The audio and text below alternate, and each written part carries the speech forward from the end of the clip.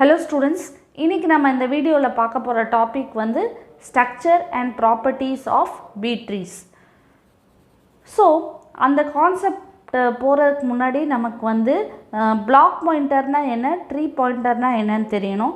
So இப்போ வந்து நம்ம வந்து மல்டி லெவல் இண்டெக்ஸிங்ல எப்பவுமே வந்து இண்டெக்ஸ் டேபிளை வந்து நம்ம இந்த சர்க்கிள் ட்ரீ ஃபார்மேட்ல ரெப்ரசன்ட் பண்ணாம இந்த மாதிரி தான் நம்ம ரெப்ரசன்டேஷன் கொடுக்க போகிறோம். சரியா? ஸோ இப்போ வந்து என்ன அப்படின்னு சொன்னால் இதுதான் வந்து பிளாக் பாயிண்டர். இது பிளாக் பாயிண்டருங்கிறது இங்கே இந்த ட்ரீயில் என்ன இருக்கும், நம்ம ஒரு நார்மலாக ஒரு ட்ரீ வரையும் போது எப்படி ரெப்ரசன்ட் பண்ணுவோம், இது பிளாக் பாயிண்டரை வந்து நான் இதை ட்ரீ பாயிண்டர்னு கூட நான் சொல்லிக்கலாம். ஸோ ட்ரீயில் ரெப்ரசன்ட் பண்ணும்போது இது இப்படி இருக்கும், நம்ம ஒரு இண்டெக்ஸில் ரெப்ரசன்ட் பண்ணும்போது இது இப்படி இருக்கும். ஸோ பிளாக் பாயிண்டர்னாலும் ஒன்று தான், ட்ரீ பாயிண்டர்னாலும் ஒன்று தான். ஸோ இப்போ ஒரு ட்ரீயில் வந்து நமக்கு ரூட் நோடுக்கு சைல்டு இருக்கிற மாதிரி தான் இதெல்லாம் வந்து சைல்டு பாயிண்டர்ஸ். அதே மாதிரி இதெல்லாம் இங்கே வந்து இதை வந்து சைல்டு பாயிண்டர்னு ரெப்ரசன்ட் பண்ணுவோம். இனிமேல் இண்டெக்ஸில் படிக்கும் போது நம்ம ஸ்டாண்டர்டாக யூஸ் பண்ணுற ஸ்ட்ரக்சர் வந்து இந்த ஸ்ட்ரக்சர் தான். சரியா? ஸோ இதுதான் வந்து பிளாக் பாயிண்டர். பிளாக் பாயிண்டருக்கு நமக்கு சிம்பிள் வேர்ட்ஸில் ஞாபகம் வச்சுக்கணும் அப்படின்னு சொன்னால் ரூட் நோடை நான் வந்து ஒரு பிளாக் பாயிண்டர்னு சொல்கிறேன். அதே மாதிரி ரூட் நோடுக்கு சில்ட்ரன் இருக்கும் இல்லையா, அதை வந்து நான் சைல்டு பாயிண்டர் அப்படின்னு சொல்கிறேன். அப்புறம் வந்து கீஸுங்கிற கான்செப்ட். ஏன் கீங்கிற கான்செப்ட் கொண்டு வரோம்? இண்டெக்ஸ் டேபிளில் எப்பயுமே நமக்கு இருக்கிற வேண்டியது ரெண்டு வேல்யூ தான். ஒன்று கீ வேல்யூ, இன்னொன்று வந்து ரெக்கார்ட் பாயிண்டர் அல்லது டேட்டா பாயிண்டர். ஏன் கீ வேல்யூ? கீ வந்து எந்த கீன்னு நம்ம இப்போ ஒரு புக்கு எடுக்கிறோம், புக்கில் இண்டெக்ஸில் என்ன பார்க்குறோம், எந்த டாபிக். ஸோ அந்த டாபிக் தான் வந்து கீ. பேஜ் நம்பர் தான் வந்து பாயிண்டர். அந்த பேஜ் நம்பரை தான் நம்ம வந்து ரெக்கார்ட் பாயிண்டர் அல்ல டேட்டா பாயிண்டர்னு சொல்கிறோம்.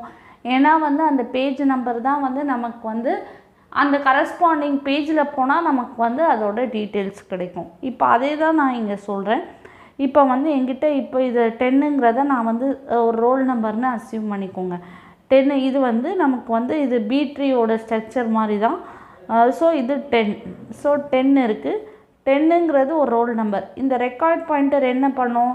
ரெக்கார்ட் பாயிண்டர் வந்து கரஸ்பாண்டிங் செகண்டரி மெமரிக்கு பாயிண்ட் பண்ணும். இந்த செகண்டரி மெமரியில் என்ன இருக்கும்? இந்த ரோல் நம்பர் 10ஓட name, age, marks, section, full details இங்கே இருக்கும். இங்கே அவங்களோட டீட்டெயில்ஸ் ஃபுல்லாக இங்கே இருக்கும். அதே மாதிரி 20 போட்டு ரெக்கார்ட் பாயிண்டர் போட்டிருக்கேன் அப்படின்னு சொன்னால் ரோல் நம்பரோட 20, அதுக்கப்புறம் ரெக்கார்ட் பாயிண்டர்னால் அவங்களோட டீட்டெயில்ஸ் வந்து இங்கே நமக்கு கிடைக்கும். டீட்டெயில்ஸ்னால் அவங்களோட நேம் என்ன, ஏஜ் என்ன, எந்த செக்ஷன் படிக்கிறாங்கன்னு சொல்லிட்டு. ஸோ அதனால தான் வந்து அது ரெக்கார்ட் பாயிண்டர். ரெக்கார்ட் பாயிண்டர் வந்து எதை பாயிண்ட் பண்ணுது? நம்மளோட செகண்டரி மெமரி ஸ்டோரேஜை வந்து பாயிண்ட் பண்ணுறது தான் வந்து ரெக்கார்ட் பாயிண்டர். சரியா? ஸோ ஒரு பீட்ரியில் எப்படி இருக்கும் அப்படின்னா number of keys equal to number of data pointers or record pointers. ஏன் அப்படின்னு சொன்னால் இண்டெக்ஸில் என்ன இருக்கும்? Key value plus data pointer, topic plus page number. So அதனால் எவ்வளோ டாபிக்ஸ் இருக்கோ அந்த டாபிக்ஸ்க்கெல்லாம் நமக்கு என்ன இருக்கும்? பேஜ் நம்பர் இருக்கும். அதே மாதிரி இங்கே இதை வந்து நம்ம டாபிக்ஸுன்னு வச்சுக்கலாம், இதை வந்து நம்ம வந்து பேஜ் நம்பர்னு வச்சுக்கலாம். சரியா? ஸோ எவ்வளோ டாபிக்ஸ் இருக்கோ ஒவ்வொரு டாபிக்ஸ்க்கும் அதுக்கு கரஸ்பாண்டிங் பேஜ் நம்பர் இருக்கும்னு வச்சுக்கலாம். அதே மாதிரி பிளாக் பாயிண்டர்ஸ் இருக்குது. Block pointers equal to number of children. So block பாயிண்டர்ஸ்ங்கிற கான்செப்ட் இப்போ நம்ம வராது இண்டெக்ஸ் டேபிளில். அது நம்ம வந்து இன்சர்ஷன் டெலிஷன் பண்ணும்போது நம்ம பார்க்கலாம். பட் இதை ஞாபகம் வச்சுக்கோங்க, எப்பயுமே block pointers equal to number of children. சில்ட்ரன்னா நமக்கு தெரியும் இல்லையா, ஒரு ரூட் நோட் இருக்குது, ரூட் நோடுக்கு கரஸ்பாண்டிங் சைல்டு. எப்பயுமே அது வந்து பிளாக் பாயிண்டர்ஸ்க்கு ஈக்குவல். அது நம்ம எக்ஸாம்பிளில் பார்க்கும்போது நமக்கு கிளியராக புரியும். அப்புறம் வந்து இப்போ பீட்ரி. ஸோ பீட்ரியோட டெஃபினிஷன் என்ன அப்படின்னு சொன்னால் it is a M way search tree in which each node can have at most m children and m-1 keys. So எவ்வளோ சில்ட்ரன் வேணாலும் இருக்கலாம், ஆனால் and m-1 keys. So for example இப்போ 4 சில்ட்ரன்னா நமக்கு வந்து எவ்வளோ கீஸ் இருக்கலாம்? 3 கீஸ் இருக்கலாம். இப்போ நம்ம ரெஸ்ட்ரிக்ஷன் கொடுக்க முடியாது. இதை வந்து நம்ம பைனரியாக வைக்கலாம், இல்லை 3-way சர்ச் ட்ரீயாக வைக்கலாம், 4-way சர்ச் ட்ரீயாக நமக்கு எப்படி கன்வீனியன்ட் வேணுமோ அதுக்கேற்ற மாதிரி வச்சுக்கலாம். சரியா? So 4 children 3 keys. So 4 children அப்படின்னா ஸோ நமக்கு 4 childrenனா தெரியும், நமக்கு 4 child pointers இருக்கணும், 4 child. பட் இப்போ நமக்கு வந்து child pointer வந்து நமக்கு வந்து அதை பற்றி ஞாபகம் இருந்தால் போதும், யூஸ் பண்ணும்போது நம்ம பார்த்துக்கலாம். ஸோ இது child pointers. ஸோ நம்ம childrenனா child pointer, 4 childrenனா 4 child pointers. நம்ம போன இதில் என்ன பார்த்தோம், number of block pointers equal to number of children. So இதில் child pointers எவ்வளோ இருக்கோ அதுக்கேற்ற மாதிரி நமக்கு corresponding block pointers இருக்கும். ஸோ இதுதான் child pointer 1, child pointer 2, child pointer 3, child pointer 4. அதே மாதிரி 3 keys. So K1, Key1, Key2, Key3. ஓகேவா, 3 keys. So keys. ஸோ ஒவ்வொரு கீக்கும் நமக்கு என்னது இருக்குது, ரெக்கார்ட் பாயிண்டர் இருக்குது. Record pointer 1, record pointer 2, record pointer 3. So இப்போ நம்ம ஃபோக்கஸ் பண்ணுறது key value and page number. So topic, page number, topic, page number, topic, page number, அதுதான் வந்து. ஸோ இதுதான் வந்து ஒரு பீட்ரியோட ஸ்ட்ரக்சர். இப்போது அதுதான் நான் சொன்ன மாதிரி பிளாக் பாயிண்டர்ஸ் கான்செப்ட் வரும்போது நம்ம அதை பார்த்துக்கலாம். அதை so equal to number of child pointers. இப்போ நம்ம மெயினாக ஃபோக்கஸ் பண்ணுறது வந்து கீ வேல்யூ, அதுக்கப்புறம் அதோட கரஸ்பாண்டிங் ரெக்கார்ட் பாயிண்டர்ஸ் மட்டும்தான்.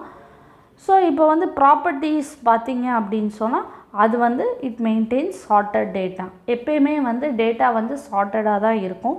All the leaf nodes are at the same level. இது ரொம்ப ரொம்ப இம்பார்ட்டண்ட். இப்போ நம்ம ஓரலாக பார்க்கும்போது நமக்கு புரியாது, நம்ம இன்சர்ஷன் படிக்கும்போது இன்னும் நமக்கு ஒரு பெட்டர் அண்டர்ஸ்டாண்டிங் வரும். அதுக்கப்புறம் பார்த்திங்கன்னா இது ரொம்ப முக்கியம். A B tree of order M has following properties. அதாவது order M, each node has maximum M children. So maximum order எம்னு சொல்லியாச்சு. இப்போ இந்த ஆர்டர்ங்கிற எம்ங்கிற இடத்துல நான் 4ங்கிற கான்செப்ட் வைக்கிறேன்.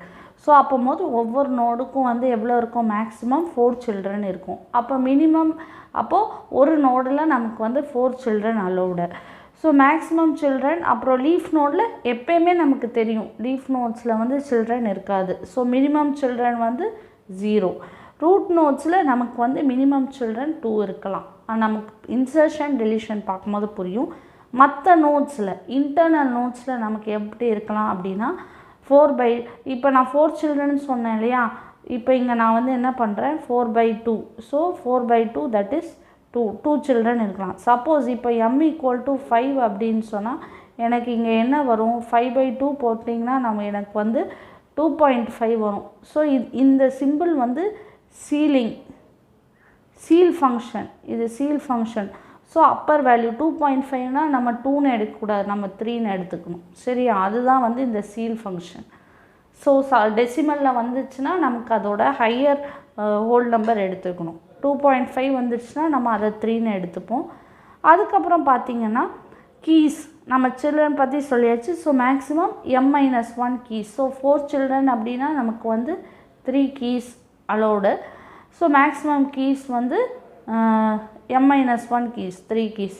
இப்போ மினிமம் கீஸ் எப்பயுமே ரூட் நோடுக்கு 1 கீ தான் இருக்கும். மற்ற நோட்ஸ்க்கு வந்து சீல் ஃபங்க்ஷன் m/2 -1. ஸோ இப்போ 5/2, இப்போ 4/2ன்னு நான் சொன்னேன் இல்லையா. So 2 - 1 that is 4/2 - 1 that is 2 - 1 is 1.